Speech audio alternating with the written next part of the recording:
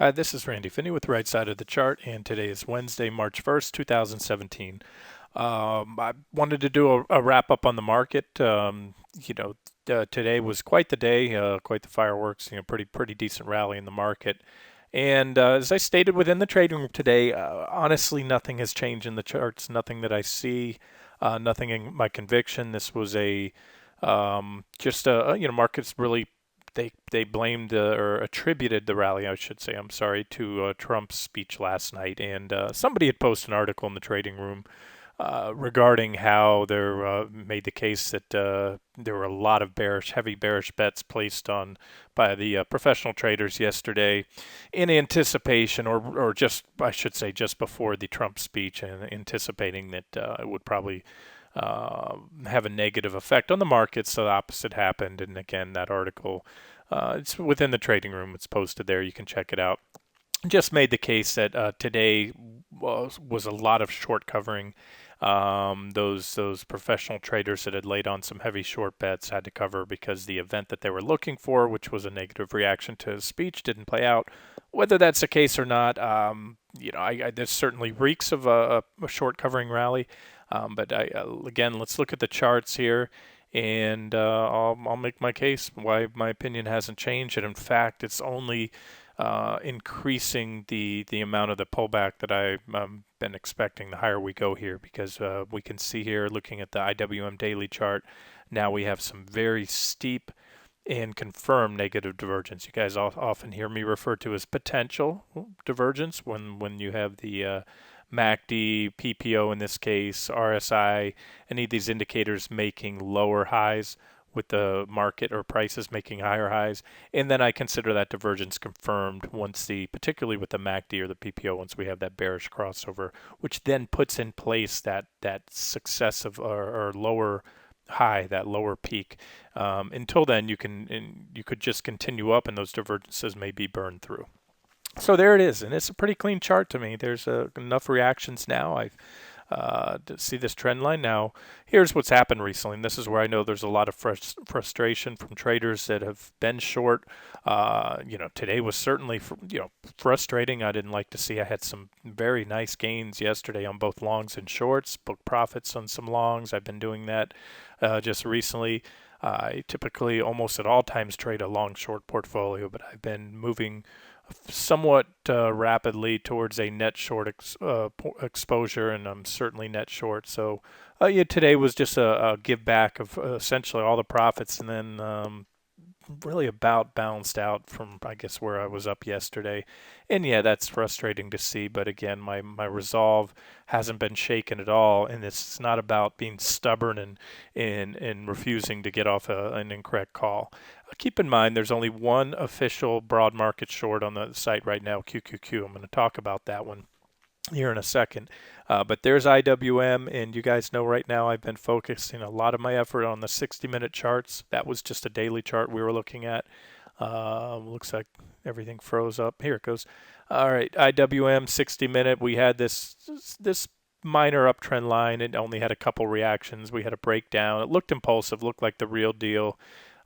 We've been flirting with the top of this sideways trading zone that I've talked about for a while. Goes all the way back to December, early December, and yet all this is another divergent high. Now I know there's frustration because you have a divergent high, it starts to play out, and you go up and have another divergent high. This is just one more, a longer, more powerful divergent high. And keep in mind, on the 60-minute time frame, this divergent high, and again, I view this as just one really consecutive. An extension of one large divergence. We call this, or I refer to it as double negative divergence. We had negative divergence at this point. We did have a little pullback, pushed up to another high, marginal new high, and that's only increased the divergence there. So that's IWM, and in fact, on this 60-minute chart, since we've traded sideways for so long, we really have to, I'll jump back here to a 2-hour chart, meaning every candlestick is 120 minutes. And there it is. You can see that trading range. You can see the bigger picture. I just showed you the smaller divergence. This is the bigger picture right here. These divergences that I'm drawing out here, they're very pronounced, well defined. Not even close to being taken out or negated. That we'd have to come above that previous reaction high back here in November, early November, So that's what's going on in the IWM. And again, I just pointed out these divergences on the daily chart, same divergences you're looking at. So nothing's changed there. And despite today's rally, again, it didn't change or wipe out any of the divergences. It only made things more overbought and extended the divergences that we have. Now, here's an interesting chart. Quite busy. Let's see, I can take away a couple trend lines, or I'll just color these a different color here that might help. Let's do that. Darken these up. Extension. There we go. Okay. Now, what I'm looking at is this. I added this uptrend line right here. We have a few reactions. You can see those on the screen. Reaction starting back here at the beginning of the year. Reaction right here, and now a third reaction, which helps to validate this trend line. So now this is the trend line to watch. More recently, I was pointing out this minor trend line, referred to it as such, meaning minor. It's not as significant. It's shorter in duration. And yet it did cause a little pullback once it was taken out. And I know the market seems to just defy all these divergences, but until and unless they're taken out and negated, and we don't have divergences here on the 60-minute time frame, especially on the daily time frame, I still strongly believe that we're looking at a significant pullback here very soon. Now, what's interesting, I haven't touched the top of this wedge. This is the rising wedge pattern I'm referring to, and now that lower trend line is the bottom of the wedge, if you will. See, what I did is I extended that trend line. You can see all we did is come in to backtest that wedge at a higher level. So again, I just added an extension. I have not moved this trend line. This is the last place I pointed out that divergent high. We broke that minor trend line or price channel and bounced and came in and hit this larger uptrend line, and we bounced. And again, if I put an extension on there, you can see that's right about where we stopped. So the bearish technicals are still very much in place, and despite today's rally, it wasn't super impressive. It was a 1% gain in the Qs, and that's the index I watch. That's the leading index. Yeah, we had a little bit higher gain in the small caps, but this is the index that I'm focused on, and I maintain these price targets. So I think we're going to break down each of these levels. You can have a reaction. You may or may not. Now, the higher we go and the more insanely overbought we get, the more that opens the door for a waterfall sell-off. And by a waterfall sell-off, I mean that you may see some of the earlier support levels get smashed right through. We might not get a reaction down here to my first target. Now, I said I'd mention the official trade idea. QQQ is the only official index short on the site right now. The stop parameter on that trade was a 60-minute candle close above 130. 131.60, and you can see as I put the crosshairs and you look at the box at the left, at the very top, right under the date and price in green, you can see that printed a 60-minute close of 131.62. So technically that trade stopped out. I'm going to go ahead. I'll make it official now. I'll put it out on the site when I get a chance. I'm going to add it right back. That's a stop clip. It's almost, it's almost as if they read my post, but I know the market's not following my blog, not as a whole. So that's just random. Now I place that stop at the upper limit. I gave it an above average RR, meaning risk reward. So the loss is very small compared to the return potential. I usually use a minimum RR of 3 to 1, and I used a better RR because I didn't think we'd get a ramp. I thought the correction was imminent, as I stated last week. And obviously I was wrong, at least on my timing, not so much in percentage. We've hardly gone up. And again, we're talking a couple percentage points. I have to do the math on that trade, but I'm going to add that one right back. Personally, I held on to it, and I still think there's downside coming there. SPY, there's a SPY, a couple things here. This is what I was focusing on, these two yellow lines recently, which form an ascending price channel. These are parallel lines. So we have one of two things that occurred today on this, whatever it was. Well, only time will tell if it was just a brief short covering rally, blow off top, or more of a, beginning of a sustained move after breaking from this, consolidation or sideways trading range. Anything is possible. I don't think that will be the case. As I said, I didn't cover a single short position. Now, I didn't add to them. Normally, I might. This is sort of a little bit of a WTF moment. It didn't fit. I didn't bet in anticipation of Trump's speech having assault, but I didn't expect the market to rally on it either. So let's see what happens here. I want to see confirmation. What I want to see is this right here. That today's move is appears to be an overshoot of the price channel, and I talk about overshoots a lot, whether they're on wedges or price channels. What tends to happen is when you have a well-defined wedge or price channel, you can overshoot it, and then prices fall back impulsively back inside the channel or the wedge and go on to break to the downside of the pattern. This is still a very well-defined uptrend line. It has, at least 4 reactions on it. So we'll probably get a little bounce if and when we get there. And just looking at the chart, it might come in around that 232 support level. And of course, each of these are significant levels down along the way. SPY is not an official trade idea. I'm not personally short the SPY, nor do I care to. I think there's more meat on the bone on IWM or QQQ as far as the broad market shorts go. But that's my take on SPY. And what I've did is I've added what I've done here is added another line. Now it's not so much a trend line. There's only 2 tags, but it does point out or highlight the divergence that's in place. You can see long-standing divergence on the MACD. You have negative divergence from this time frame back here, right here. So I'd have to draw that with a white line. So again, it's crazy, folks. I know a lot of you are getting frustrated with these series of divergent highs, and this is unusual. And I can tell you from just the look of this rip, I remember back in the flash crash 2010. I've been trading professionally for a decade now.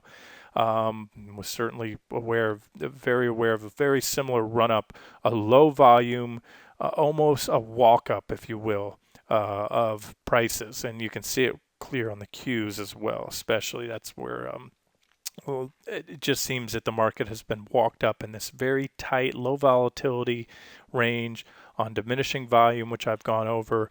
There's that trend line. There's the big wedge, divergent high again on the Qs. The most overbought reading that we have seen in decades, if not ever, at least on the daily chart. I went back, I think I put up a chart that was 18 years, going back 18 years on the Qs, and we've never seen this recent overbought reading so high.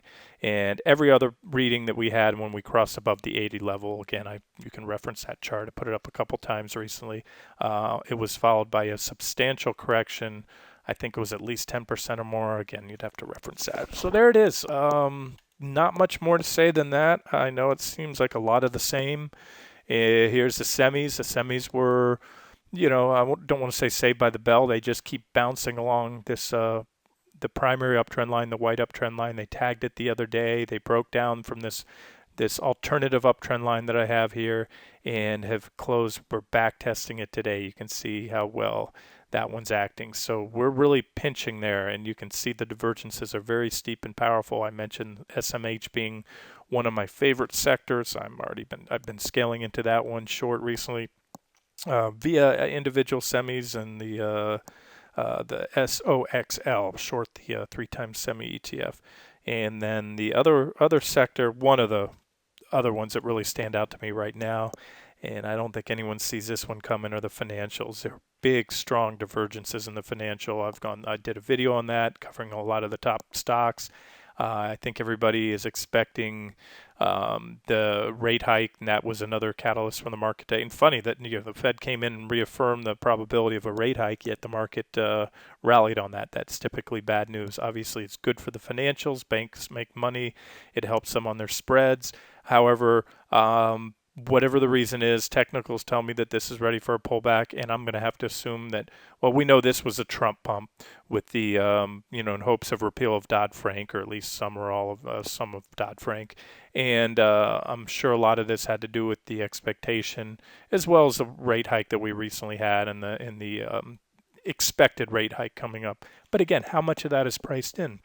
That's what the stock market is all about. It is forward-looking, and by the time you read or hear about anything, it is almost certainly already priced into a stock. So I'm just pointing out what I see as two of the, my favorite sectors on the short side. And if you don't want to jump the gun, guys, it's as simple as this. Go back to the go back to these daily charts. You have these uptrend lines. Here's a uptrend line on the SPY.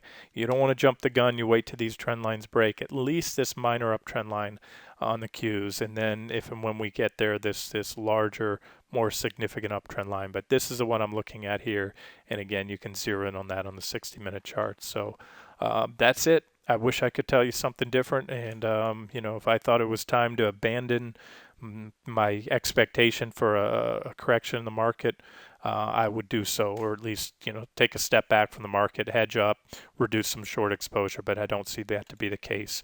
In fact, as I've told you, I've been lightening up on long exposure.